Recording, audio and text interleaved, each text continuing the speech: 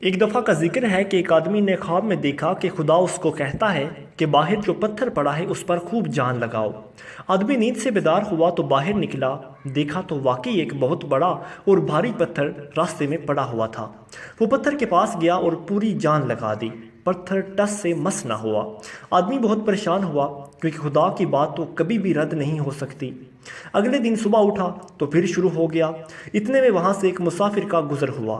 اس نے دیکھا کہ چھوٹا سا آدمی اور اتنے بڑے پتھر پر جان لگا رہا ہے۔ اس نے پوچھا کہ آخر ماجرا کیا ہے؟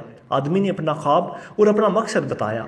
مسافر نے اس کی بات سننے کے بعد کہا کہ تم پاگل ہو کیا؟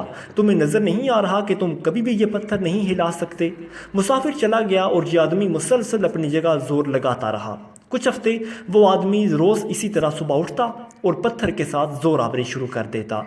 پھر ایک اور مسافر کا وہیں سے گزر ہوا اور اس نے بھی پوچھا کہ کیا کر رہے ہو؟ آدمی نے بتایا کہ اس پتھر کو اٹھانا ہے۔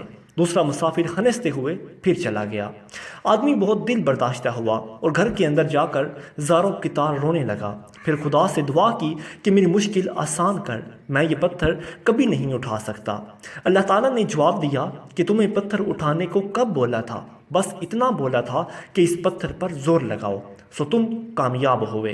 تم نے 3 ہفتے اس پر مسلسل زور آوری کی ہے اور میرا حکم مانا ہے۔